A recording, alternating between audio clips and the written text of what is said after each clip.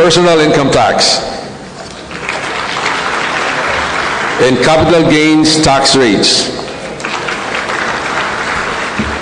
The participants suggested that the tax rates and tax system be pegged to that of Singapore or Hong Kong. There was also a suggestion to not only bring down the tax rates to the levels of our ASEAN neighbors, but even make this a little lower to attract more investors.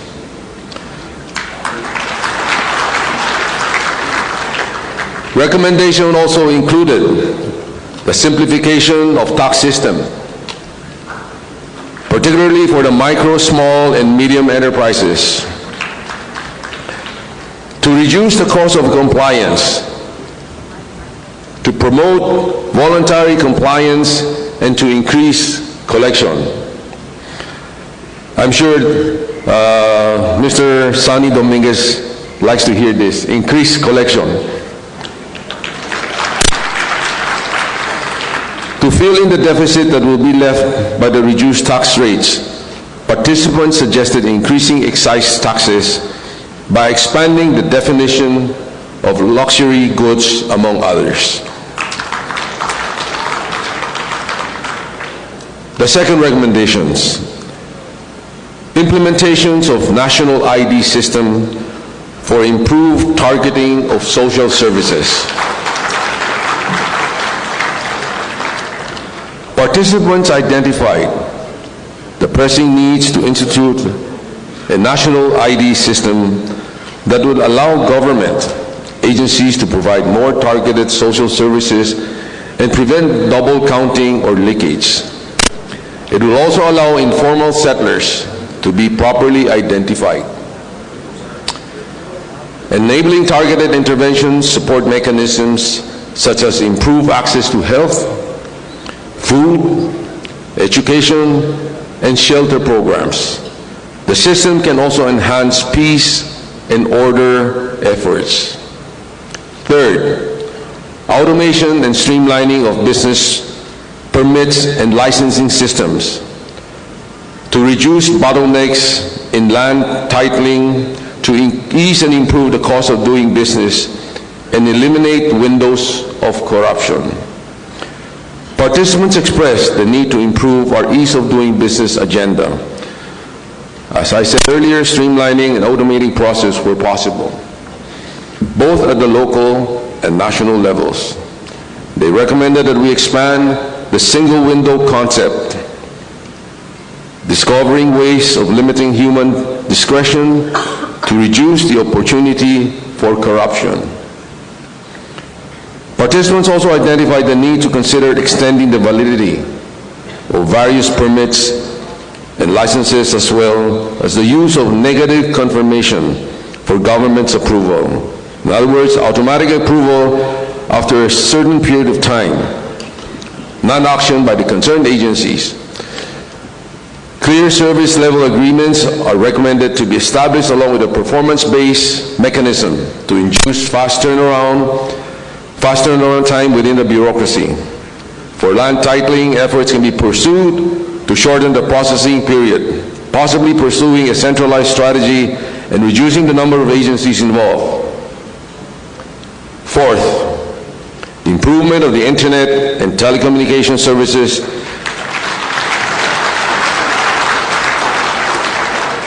to be competitive with the best in the region.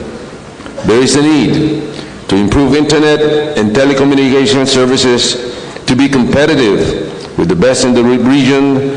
To this end, participants requested that the existing telecommunication law, RA 7925, be amended. With the increased use of wireless mobile internet services, there is also a need to consider passing a law to regulate the delivery of these services. Some participants also recommended the removal of the needs for congressional franchises and the requisite for 300,000 landline for companies to be granted international gateway license, which would allow internet services provider to purchase bandwidth from landing stations. They also recommended that the internet cooperatives similar to electric cooperatives, be promoted to ensure enhanced access, especially in the far-flung areas of the country. They also recommended investing in submarine cables and rent this out to the telecommunications companies. Fifth,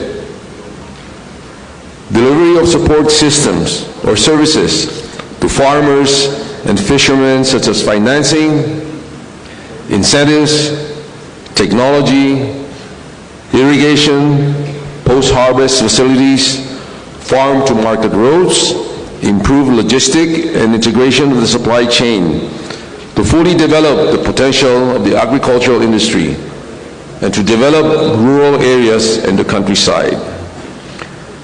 Participants recognize the vast untapped potential of the agricultural sector as reflected in the contributions of the sector to the economy and employment. These are attributed to farmers' poor access to credit and support services, expensive inputs, high cost of transport, and the incomplete land reform program, which has also limited options in achieving economic scale or greater efficiency. To address this concern, it's proposed to adopt value chain developments in rural-based enterprises, including agricultural and mariculture, to raise regional and rural productivity and employment.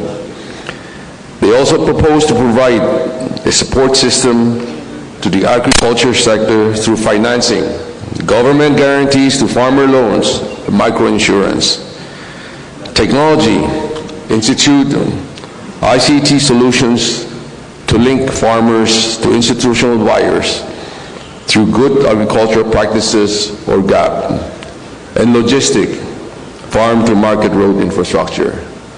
So with that, I end my the part of the first 5 recommendations. Maraming po sa inyong lahat.